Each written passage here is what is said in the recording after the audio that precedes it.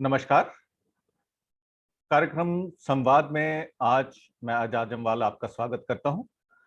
आज संवाद के इस कार्यक्रम में हम चर्चा करेंगे जो प्राइम मिनिस्टर नरेंद्र मोदी ने, जिनको कल तक गुपकार गैंग कहा गया और आज जिनको पीएजीडी पगड़ कहा जाता है, उनको इनविटेशन जो प्राइम मिनिस्टर ने दिया है उससे पूरे विश्व में तो है ही है, पूरे हिंदुस्तान में और पूरे जम्मू कश्मीर में भी एक अलग ही माहौल बन गया है, जिसमें लोगों का मानना है कि जो कल तक देशद्रोही थे, जिनको आपने पकड़ पकड़ के जेलों में ठोक दिया, जिनके ऊपर पीएसए लगा दिए, जिनके ऊपर टेररिस्ट केसेस हैं और जिनके बारे में ये कहा गया कि ये गुपकार गैंग जो है, होम मिनिस्टर ने कहा आंधी अपने ट्वीट में कि ये जो गुपकार गैंग है जी, ये जो ग्लोबल जा रहा है।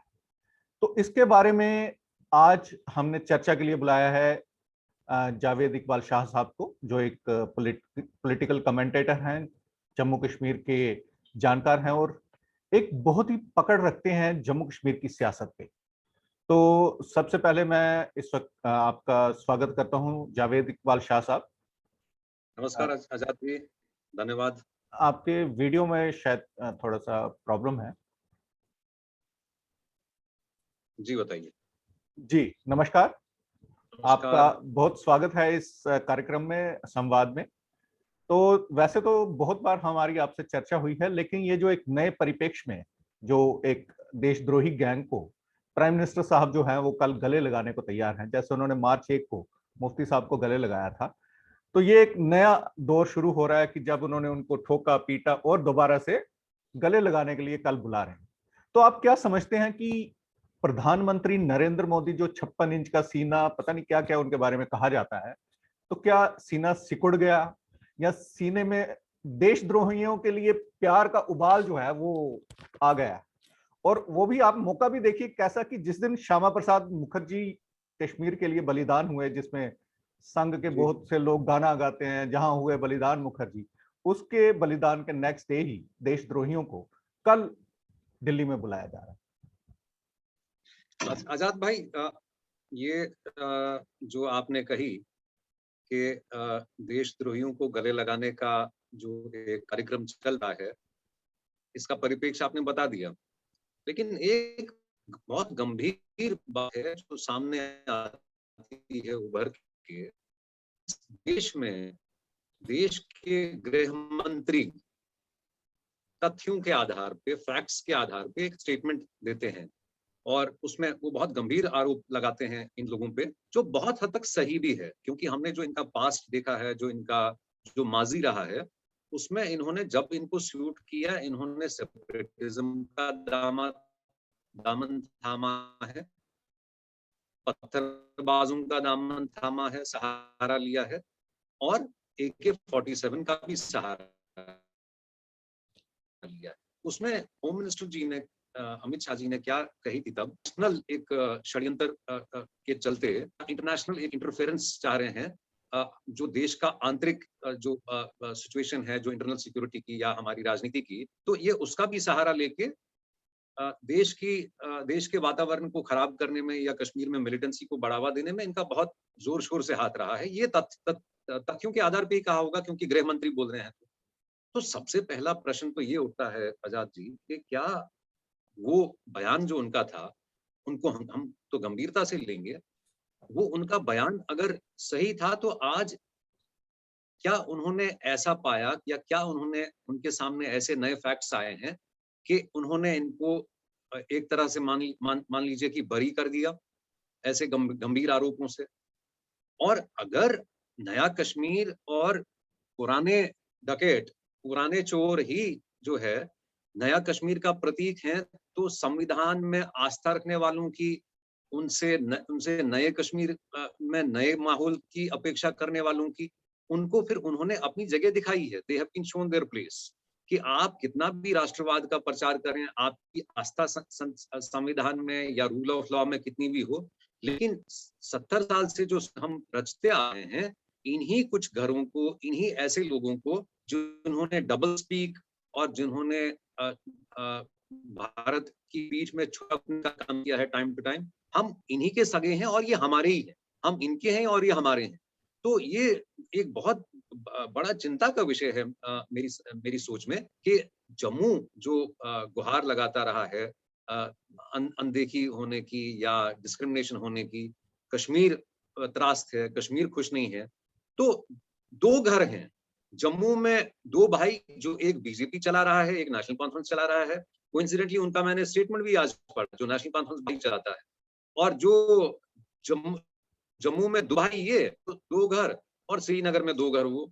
तो 2 और 2 फिर 4 घर की अगर राजनीति चलानी और देश के हित का अनहित करना है, तो राष्ट्रवाद और संविधान का कहाँ प्रश्न उठता है?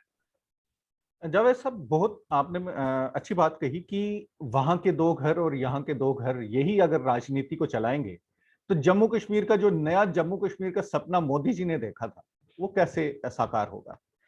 इसी से जुड़ती हुई बात है कि जब महबूबा मुफ्ती को प्रधानमंत्री ने दोबारा यहाँ पे चीफ मिनिस्टर बनाना था, तो उस वक्त 2 एक्स एनएसएस जो थे, उन्होंने महबूबा मुफ्ती के बारे में प्रधानमंत्री को क्वेश्चन किया, एम के नारायणन और एएस दुल्लत ने, कि इनके संबंध जो हैं वो एचएम के साथ हैं, इनके संबंध बॉर्डर पार हैं, तो इनको जो चीफ मिनिस्टर बनाना है वो ठीक नहीं है। इसके बावजूद, हाँ, खतरे से खाली नहीं है। देखिए, आप एक पूरी सिक्योरिटी एस्टेब्लिशमेंट को, आपको मालूम है यहाँ पे यूनिफाइड हेडक्वार्टर्स था और यहाँ पे कमांड जो है वो चीफ मिनिस्टर के पास होती थी। तो उसके बावजूद प्रधानमंत्री ने 2 एनएसएस की सलाह को या उनकी चेतावनी को दरकिनार करते हुए महबूबा को यहाँ पे चीफ मिनिस्टर बनाया। आज पूरा भारत जो है वो त्राही त्राही चिल्ला रहा है, वो प्रधानमंत्री जी को कह रहा है कि भैया, देशद्रोहियों के साथ आपको मुलाकात करने का क्या है।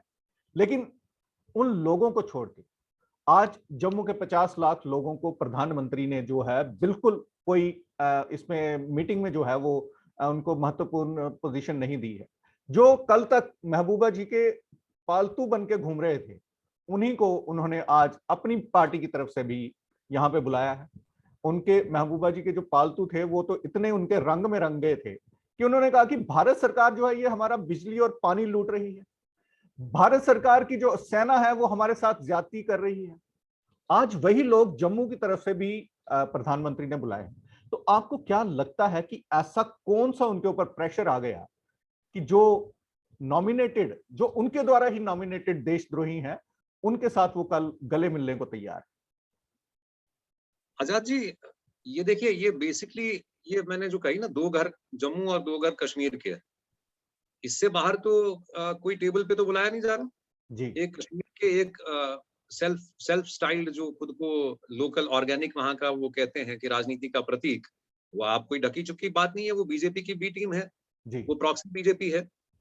लेकिन ये जो आपका प्रश्न है कि जहां तक इनके जो अलगाववादी, इनकी नातेदारी अलगाववादियों से, या इनका रिकॉर्ड जो है वो हमेशा एक संदेह के दायरे में नहीं रहा है, वो स्पष्ट है। वो स्पष्ट ये है कि इनकी राजनीति, अगर मैं आपको पीछे ले जाऊं, 86 में जो हमारे यहाँ अनंतनाग में पहला दंगा हुआ है जिसमें कश्मीरी पंडित को टारगेट किया गया, तो वो मुफ्ती साहब की लीडरशिप में हुआ है, मुफ्ती साहब की बहस पे हुआ है, सिर्फ इसलिए कि जीएम शाह को डिसलॉज करना था उन्होंने from the presidentship of the from the chief ministership. और कांग्रेस के, मेरे ख्याल से कांग्रेस के केएन सिंह कमेटी ने उनको इंडाइट भी किया, इंडाइट किया। और राजीव गांधी को जब ये बात मालूम पड़ी तो बाद में मुफ्ती साहब को स्टेट की पॉलिटिक्स से दरकिनार करके दिल्ली लाया गया। लेकिन मूल प्रश्न ये है कि इसके जो आप जो रूट्स ट्रेस करेंगे, ये आज के नहीं है, जो इनके संबंध है, या जिनको मैं संबंध अगर एक तरह से माने संबंध है, लेकिन आप देखें तो इन्होंने वो जो मैंने शुरू में कही कि एलिमेंट्स जो इन्होंने यूज किए हैं, चाहे सेपरेटिज्म के, चाहे वहां फैनेटिसिज्म के, वो इनके बहुत दिनों से हैं वो रिश्ते। वो कोई मेरे आपके लिए कोई वो कोई राज की बात नहीं है। That's an open secret. लेकिन अब आश्चर्य इस बात का है कि जब गवर्नमेंट जो है, गवर्नमेंट ऑफ द डे, वो एक हिंदुस्तानी जो है बाय कन्विक्शन, चाहे जम्मू में है चाहे कश्मीर में है, उसके ओवर हिज हेड और उसको ह्यूमिलिएट करके, जिसको खुद उन्होंने इंटरनेशनल गैंग ठहराया और अगेंस्ट नेशनल इंटरेस्ट बता के, आज वो सगे कैसे हो गए इनके। ये तमाचा मार रहे हैं जो वास्तव में जो नेशनलिस्ट है, जो राष्ट्रवादी है जम्मू का या कश्मीर का, जो संविधान में रूल ऑफ लॉ में आस्था है जिसकी, उसके मुंह पे तमाचा है ये, उसकी ह्यूमिलिएशन है। इन्होंने 70 साल तक, मुझे ये बताइए, ये प्रधानमंत्री जी ने खुद ही कही थी जब ये बिल चला था 370 का, तो इन्होंने कहा, स्पष्ट कहा, वो on the floor of the house Modi ji ने, अमित शाह जी ने गिनवाई कि साहब इन्होंने ही जो 70 साल में जो इन्होंने बर्बादी इन्होंने वहां की है स्टेट की, उसका नतीजा है कि लोग बंदूक उठाने के लिए मजबूर हो गए। और जिस चीज के लिए नरेंद्र भाई कांग्रेस को दोष देते थे कि कांग्रेस इनको जाति लिहाज या जाति नातेदारी के चलते इनको, वो कहिए कि रिश्तेदारों का सलूक करते हैं इनसे, आज उन्होंने कौन सा हटके किया है? उन्होंने भी वही किया है। तो ये तो उसका इसका जवाब तो उन्हें देना चाहिए कि आप इंटरनेशनल प्रेशर में आए हैं क्या? आपने जो कही थी कि ये इंटरनेशनल उस पे एक लेवल पे काम हो रहा है और देश के आंतरिक माहौल को बिगाड़ने में इनका कहीं गठबंधन, इंटरनेशनल एक अंतरराष्ट्रीय इसका कोई षड्यंत्र इसका पहलू है, उसका उसका स्पष्टीकरण करना चाहिए उनको, वो जवाब दें। वो बताए ना कि वो, या जो उन्होंने तब कही थी कि वो तब गलत था, या ये जो अब हो रहा है ये गलत है। The home minister should own it up, वो नहीं कर रहे। और जम्मू वाले जो हैं, जम्मू से इन्होंने बीजेपी को, अगर आप आज 3 साल हो चले सेंट्रल रूल को लागू हुए जम्मू कश्मीर में, आप बीजेपी ने बताइए मुझे जम्मू में कौन सी दूध की नदियां बही हैं 3 साल में? कश्मीर में कौन सा विकास हुआ है? तो ये तो अपने आप में बहुत एक ये चिंताजनक और बहुत ही एक ये तो मैं समझता हूँ कि it's a very surprising preposition. और जहां तक इनकी आपने कही कि जी इनके एनएसएज ये कहते थे कि of the respective prime ministers, पहले वाजपेयी जी के टाइम में, फिर शायद अपने मनमोहन सिंह जी के टाइम में, एंड पता नहीं करंट एनएसए के कितने मरासिम हैं इस फैमिली से, मेरी नॉलेज के हिसाब से, मेरी जो इंफॉर्मेशन है, बहुत गहरे इनके मरासिम है। बट राष्ट्रीय सुरक्षा और जो देश का हित है वो सर्वप्रिय रहना चाहिए। ऐसे मामलों में आप पर्सनल रिलेशंस को नहीं आने दे सकते, हावी होने दे सकते over the interest of the country. और यही हो रहा है आज की डेट। आज नातेदारियां निभाई जा रही हैं। आज जो पाकिस्तान, जिसको ये हम हमेशा ये स्टैंड रहा है हमारा कि पाकिस्तान का कोई रोल नहीं है इसमें, आज ये पाकिस्तान को लेके आए हैं। आग इनकी लगाई हुई, लूटपाट इनकी मचाई हुई, और बात आप पाकिस्तान से करो। भाई आपने जो गदर मचाया है लोगों के साथ, प्रशासन को आपने अपने हित अनहित के लिए इस्तेमाल करते रहे 70 साल तक। और जो आग आपने लगाई, ये आप बुझाने के लिए आप कहते हो कि अब आप पाकिस्तान से बात करो। आप साइड ही हो जाओ ना एक तरफ। हम करेंगे ठीक, हम है ना जम्मू कश्मीर के लोग ठीक करने वाले। जावेद साहब, बहुत आपने कहा कि इनको साइड हो जाना चाहिए, हम लोग आपस में यहाँ पे ठीक कर लेंगे। आपको याद होगा कि जब ये जेल में रहे पिछले 2.5-3 सालों से, सरकार ने इनको बंद करके रखा, तो इनकी रिहाई के लिए एक सिंगल प्रोटेस्ट नहीं हुआ। बिल्कुल नहीं हुआ। एक फारूक साहब के लिए प्रोटेस्ट हुआ जिसमें उनकी बेटी, उनकी बहन, उनके एक दोस्त की बेटी 7 लोग निकले थे और 3 लोग दिल्ली से आए थे। सुशोभा भार्वे, उसमें वो government of India he financed है, वो भी आई थी वहां पे। तो 7 लोगों ने वो प्रोटेस्ट किया था। लोगों के नुमाइंदे ये है नहीं।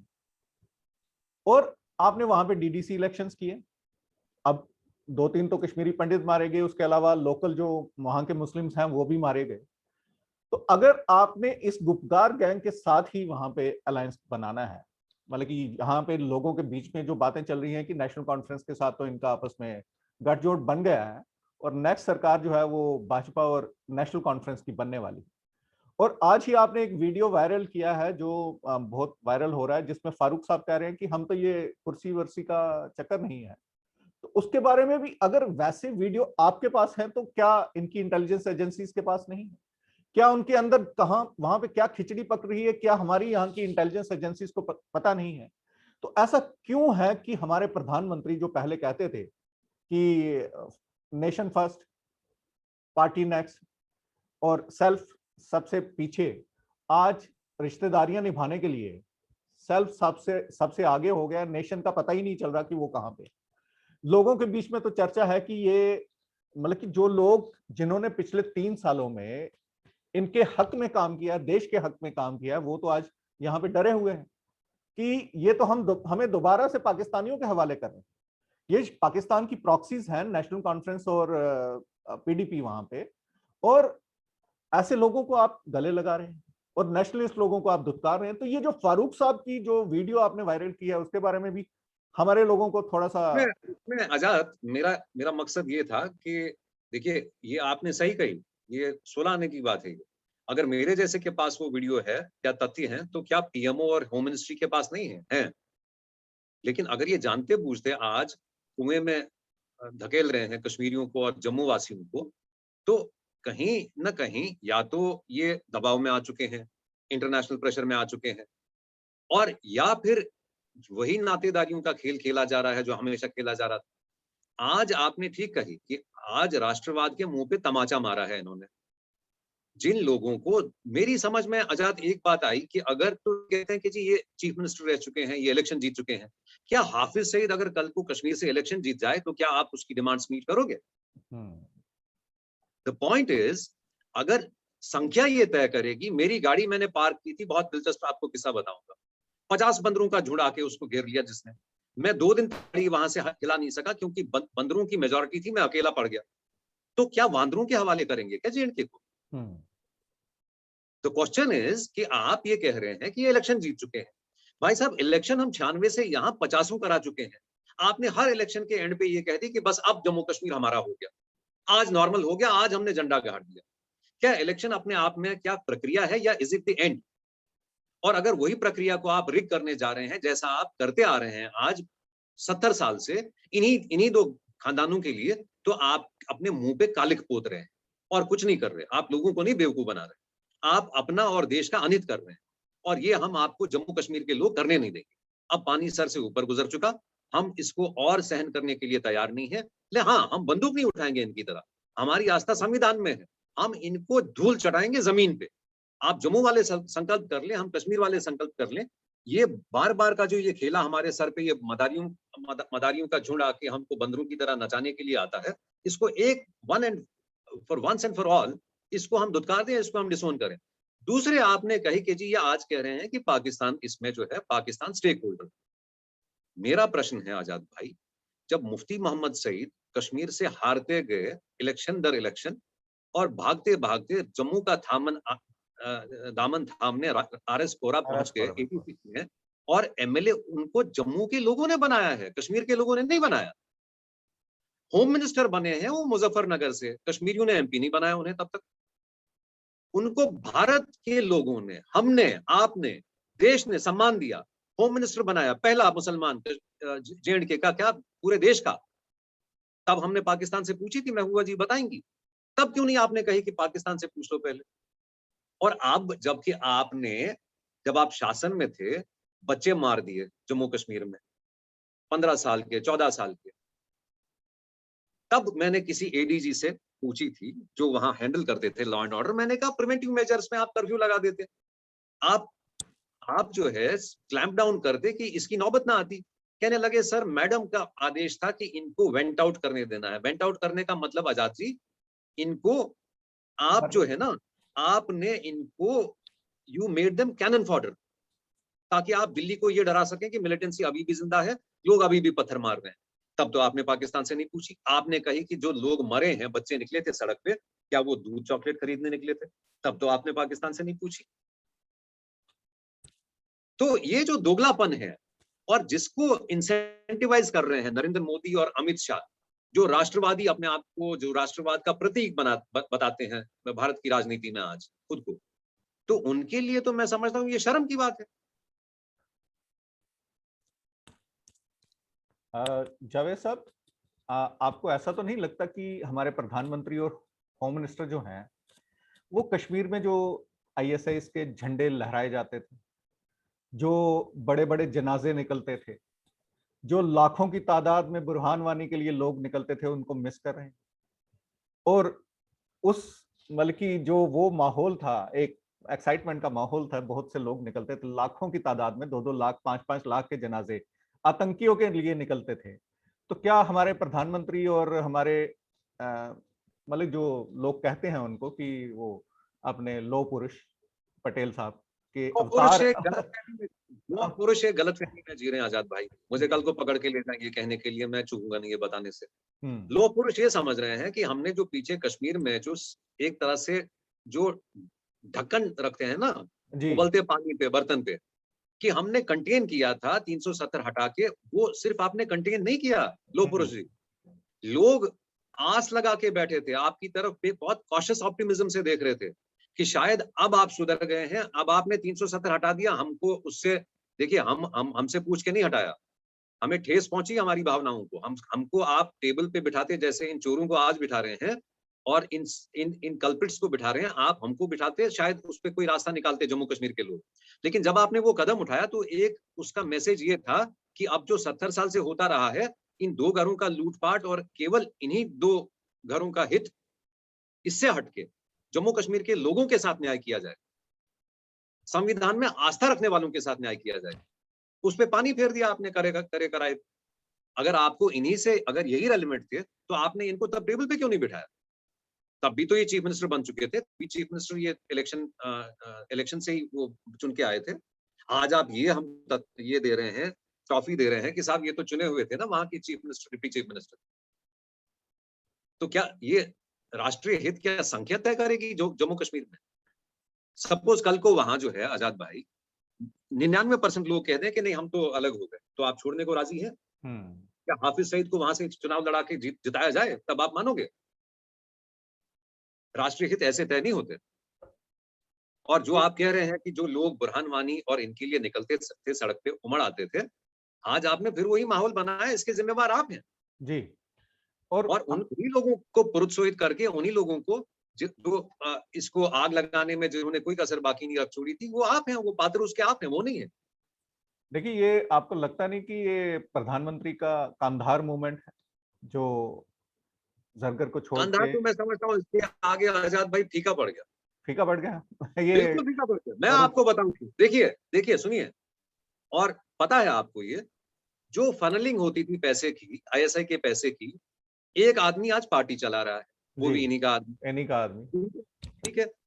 एक आदमी अभी महबूबा मुफ्ती के मामू थे, जो non performing assets J and K bank के हवाले के उसके आरोप के चलते उन पे लांछन आया उनका। Backdoor appointment.